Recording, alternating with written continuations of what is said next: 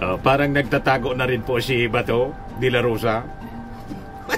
So kung noon, mga kababayan, ang nagtatago yung mga pinagabol nila, tulad ng Iloilo Mayor po, na kinailangan. De la Rosa says he is in secret Philippine location. Nakatunog na po, kasi tingin ko po, yung secret warrant of arrest. In a phone patch interview with reporters on Wednesday, De La Rosa was asked about his whereabouts. At first, he declined to answer, dismissing the question by merely saying that his location was secret. Parang targeted daw po sila ng Marcos administration. Sinabi po ba niya na parang? Ang Bisaya kasi, pero ang pagkakabanggit niya is mahirap talaga na targeted daw sila and sinisingle out ng nagpapagang mga balita at pagtalakay sa mga isyu ng lipunan. Pulsa, opinyon, banat at paglalantad sa katotohanan. Pulsa, what you see is what you get. You decide. Parang nagtatago na rin po si Bato de la Rosa. So kung noon, mga kababayan, ang nagtatago yung mga pinagabol nila, tulad ng Iloilo Mayor po, na kinailangan pang mangibang bansa. Si Mabilog, ngayon mga kababayan, talaga ang buhay ay parang gulong. Minsan nasa ilalim, minsan nasa ibabaw. Pero sabi dito sa balita, nandito pa rin sa Pilipinas si Bato. Pero secret, secret daw mga kababayan. Yan De La Rosa says he is in secret Philippine location. Nakatunog na po, kasi tingin ko po, yung secret warrant of arrest ay narito na. Siya po yung susunod. Tapos yung isang PNP chief, Abayalde. At malamang sa malamang, pati si Bongo, yun ang mga nabanggit na mga pangalan po. Yung sabi dito sa report ng Inquirer, in a phone patch interview with reporters on Wednesday, De La Rosa was asked about his whereabouts. At first, he declined to answer, dismissing the question by merely saying that his location was secret. He later on admitted that he's still in the Philippines. Dito lang dito lang sa Pilipinas. Secret tayo. Bakit tayo alis sa Pilipinas? He said without disclosing further details. Kaya sabi nga natin, mas maganda na mag-voluntarily surrender na lang siya. Yung protection po na ibibigay ng Senado, temporary lang po yon. Hindi man po habang panahon, nandyan siya sa grounds o dyan sa Senate building mismo, doon na siya titira. Di ba? Para hindi siya maaresto. Sabi nga natin, malamang sa malamang, pag nandyan na yung warrant of arrest kay Senator Bato, baka isurrender din siya ni... Kaya siguro mga kababayan ngayon, nasa secret location na si Bato, doon na din siya na mabibigyan siya ng proteksyon ng Senado. Sabi dito sa balita ng Inquirer, the Senator earlier refuted allegations that he was hiding from authorities following the arrest of his ally, former President Rodrigo Duterte, who is accused of crimes against humanity before the International Criminal Court in The Hague, Netherlands. Hindi ako nagtatago, nandito lang ako, sabi po ni De La Rosa. Kung nandito ka lang, di dapat diretso lang yung kampanya. Isa pa po pala mga kababayan, this arena yung PDP laban. Kasi yung pinuno nila, yung chairman mismo, by admission ni sa interview ni Robin Padilla na ito yung problema nila. Si Robin Padilla nandun sa The Hague, nakabantay kay Digong. Hindi pa man umuwi. Sabi ni Robin Padilla, ang crowd drawer niya sa mga sorties nila, si Digong. Pag wala si Digong, kukunti yung mga nag-attend. Paano si Digong mismo mga kababayan yung tinamaan ng unang sword of Damocles? Ang susunod niyan si Bato, si Abayalde, si Sara Duterte, si Bongo. So, in this arena, yung kampanya ng PDP laban, wala na po. Sabi ko nga, manalo man halimbawa si Bongo o kaya si Bato, hindi na po sila makakapagserbisyo niyan sa ating mga mamamayang Pilipino.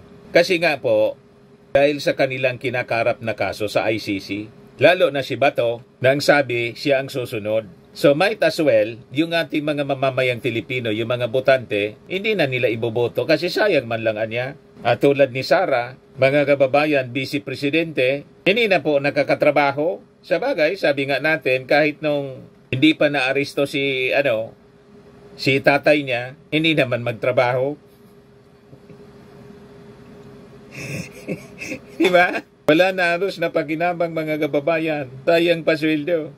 So yun ang possibly maisip ng ating mga mamamayan. Sayang lang niya. Kailangan niya muna na siguro linisin muna nila yung kanilang mga pangalan before sila na iluklok natin muli. Yan kung malulusutan nila mga kababayan itong napakaseryoso na kaso na kanilang kinakarap sa ICC, Crimes Against Humanity po. So ang sabi ni Bato, nangangampanya daw siya sa kabundukan ng Surigao in Agusan. Wala man picture. Wala man video na nangangampanya siya. Kaya sino man maniwala, sila siguro. Sila-silang maniniwala sa kanilang kwento. Tayo, hindi na po naniniwala sa mga kwento nila kasi alam naman natin ang source ng ang pabrika ng fake news, yung dating Pangulo, sabi ni E.S. Lucas Bersamin, one-man factory of fake news. So sabi dito, Attorney Cristina Conte, an International Criminal Court Assistant to Counsel, earlier told Inquirer that De La Rosa and another former National Police Chief, Oscar Abayalde, could be the next to receive arrest warrants from the ICC for crimes against humanity over the roles in the previous administration's drug war. So it is just a matter of time mga kababayan before na maibiyahe papuntang Dahig. So mas mabuti na maibiyahe sila papuntang Dahig para may kasama na. Mismong si De La Rosa ang laging sinasabi niya, walang iwanan. Pero mismong sa bibig ni De La Rosa, ni Bato, natunugan daw niya yung warrant of arrest kaya hindi na siya sumama sa Hong Kong. So ang ibig sabihin, pinabayaan lang niya yung dating Pangulo na dumiretso. Pero siya, dahil natunugan niya na may warrant of arrest, hindi na siya tumuloy. So paanong walang iwanan? Di ba, mga kababayan? O ngayon, dito tayo sa press briefing ang ginawa kanina ni Yusek Claire Castro. Kasi nag-react siya mga kababayan tungkol doon sa sinabi ni Baste. Ito po, pakinggan natin. Facebook Live kagabi, nabanggit ni Davao City Mayor Baste Duterte or describe niya na parang binabanggit niya na mahirap yung sitwasyon daw nila ngayon na parang sinisingle out sila ng presidente and parang targeted daw po sila ng Marcos administration. Sinabi po ba niya na parang? Ang Bisaya kasi pero ang pagkakabanggit niya is mahirap talaga na targeted daw sila and sinisingle out ng mahirap kapag sinisingle out ka ng presidente. Parang ganun yung pagkakasabi niya. Okay. Pag ba sinisingle out, ibig po ba sabihin gusto niya mas marami pang madamay? Tandaan po natin sa warrant of arrest, ang dating Pangulong Duterte ay describe bilang indirect co-perpetrator. So, ang nais niya po ba ay dapat hindi lang ang ama niya ang maaresto? Dahil may mga di umano pang kasabwat. Well, anyway, ang ibig sabihin po nito, gusto naman po niyang iparating sa taong bayan na kawawa na naman po ang mga Duterte dahil sinisingle out. Ang warrant of arrest po ay para lamang po kay dating Pangulong Duterte. Wala pa po ang ibang mga co-perpetrators na nakasaad doon. So hindi po tayo makakaiwas na si dating Pangulong Duterte lamang po ang isurrender sa ICC. Tandaan po natin, ang kasong ito, uulit-ulitin natin, hindi po ito na isampa sa panahon ni Pangulong Marcos, ni PBBM. Panahon pa po ito mismo ng ama niya, ni dating Pangulong Duterte. Umalis lamang sa ICC para iwasan na masampahan ng kaso. Tandaan natin bakit nagsampa sa ICC. Because sa ICC po, hindi po kinikilala ang immunity from suit. Kaya ito na isampa sa ICC. So walang sinisingle out dito. Ang nangyari dito, yung mga kasong dito na tungkol sa crimes against humanity, kagagawan din po ng kanyang ama na ibinibintang sa kanila. And another po, Yusek, ang binanggit niya din na parang diversionary tactics lang daw po ng Marcos administration yung pagpapaaresto sa kanyang ama para daw makalimutan ng publiko yung issue sa PhilHealth and yung GAA 2025. Ang PhilHealth po ay madali natin ma-explain. Bago nga po nangyari po ito, ay nakausap po natin. Katulad ng pinangako ko sa inyo, bago po nangyari itong pag-arresto at pag-surrender kay dating Pangulong Duterte, ikakausapin mismo natin ang taga PhilHealth. Meron na po kami. Hindi lamang po namin pinapalabas ngayon dahil nga po ang issue ngayon ay patungkol po dito sa ICC. At baka po hindi maintindihan ng tao kapag ka po ibang issue ang pinag-uusapan. Pero madali pong i-explain kung ano po ang nangyari sa PhilHealth. At yung tungkol po sa GAA, hayaan po natin. Dahil ang sabi po natin, sumusunod tayo sa principle, enrolled bill principle. Hindi po ito diversionary tactic. Okay? Ang hindi na nga po na pag-uusapan ngayon ay yung tungkol sa confidential funds. Buti nga po at lumabas nga rin po muli itong mga sinasabing mga fake na receipts. Dan mukhang makakalimutan na ng mga tao kung nasaan na nga ba yung mga confidential funds na ipinagkatiwala mismo kay Vice President VP Sara. So walang diversionary tactic dito, diversionary issues na pag-uusapan. Bakit? Nangyayari lamang po eh. Ito po yung nangyayari. Day by day may nangyayaring news. So hindi po diversionary tactic ito. Thank you po. Reaction lang po from the palace. Nagpahayag po kasi ang mga Makabayan Block lawmakers na gagawa sila ng paraan para harangin po daw yung paghingi ni Attorney Roque ng asylum sa Netherlands. On the part po sa gobyerno, may balak din po ba ang gobyerno na harangin ito sa pamamagitan ng pagbibigay ng rekomendasyon sa gobyerno po ng Netherlands? Sa ngayon po, siguro nabalitaan niyo na po na hindi na po makakasama si Attorney Harry Roque bilang parte ng legal team ni dating Pangulong Duterte. Siguro po, kung sinabi man niya na nandoon siya, hindi siya uuwi dahil i-represent niya ang kanyang presidente, mas maganda po siguro na unahin niya munang i-represent yung sarili niya, ipagtanggol ang sarili niya bago magtanggol ng ibang tao.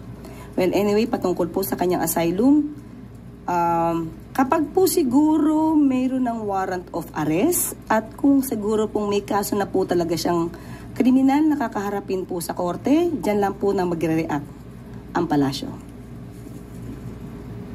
Noong confidential funds ng OVP and base po sa isang report, 24 na in total yung mga pangalan. Ano po yung reaksyon o komento ng palasyo sa development na to?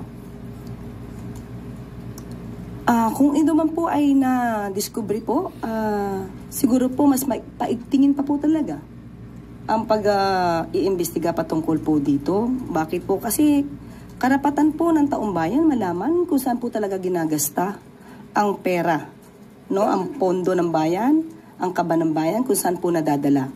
Kung naman po ay na-discover po, dapat po rin patunayan. Kasi as of the moment, nasabihin pa rin po natin, may presumption of regularity patungkol dyan. Pero, since nako-question nga po ito, dapat lamang pong patunayan ni VP Sara kung ang mga resibong ito ay totoo o hindi. May efforts po bang gagawin din ang gobyerno para mapauwi po si VP Sara dito sa Pilipinas bilang may mga ganito nga pong complaints na kinakaharap siya and nasa Netherlands po siya ngayon? Tingin ko dapat po isipin po niya na kailangan din po siya ng Pilipinas bilang vice presidente. Siya po dapat ay nagtatrabaho hindi lang para sa kanyang ama, although na acceptable po at maiintindihan po natin sa ngayon ang kanyang nararamdaman. Pero tandaan niyo po niya, sinasabi niya po, milyon na Pilipino ang bumoto sa kanya at kailangan din po niyang pagsilbihan ito. Thank you po. Maricar Sargan. Po, Yusek. Sinisigaw po ng mga Duterte supporters yung agaran na pagpapadala or pagsusuko ng gobyerno kay FPRRD sa ICC sa pamamagitan ng Interpol na inyo pong binabanggit. Under this administration po, hindi po ba yung mga kaso na ibinabato sa dating Pangulo, yung crimes against humanity, EJK, hindi po ba pwedeng dito muna sana dininig bago siya pinadala doon? Ito po ba ay parang pag-amin or parang tinatanggap ba ng ating administrasyon o gobyerno na may problema po sa ating justice system. Kaya walang nangyaring mga pagdinig muna dito bago sana sa ICC na wala pong jurisdiction sa Pilipinas gaya po ng sinasabi ng ating Pangulong Marcos. Walang jurisdiction after the withdrawal. We have to be clear on that, okay? Now, siguro po kung meron ng issue patungkol sa hindi pagsampa ng kaso dito sa bansa patungkol sa crimes against humanity, mas magandang tanungin natin yung nakaraang administrasyon. Dahil November 2021, humiling ang gobyerno, ang administrasyon mismo ni dating Pangulong Duterte. At ito naman yung nakarecord na ipahinto muna ang pag-iimbestiga ng prosecutor, ng ICC prosecutor, at dahil magsasagawa sila ng pag-iimbestiga, magsasampa ng kaso na dapat isampa. That's November 2021. Lumipas ang panahon, June 2022, hindi pa po nanunumpa si Pangulong Marcos. Sinabi po ng ICC prosecutor na hindi nagampanan ng administrasyon ni dating Pangulong Duterte yung pangako, yung undertaking na sila magsasagawa ng pag-iimbestiga at magsasampa ng karampatang kaso. Kaya po ipinagpatuloy muli ang pag-iimbestiga ng ICC prosecutor. Kung meron po sigurong dapat sisihin kung bakit nagpatuloy ang ICC, yun na rin po ay ang dating administrasyon dahil hindi sila agad kumilos patungkol dito sa mga kasong ito na nirereklamo patungkol sa madugong war on drugs. Opo, yan nga po yung parang pinupunto ko po.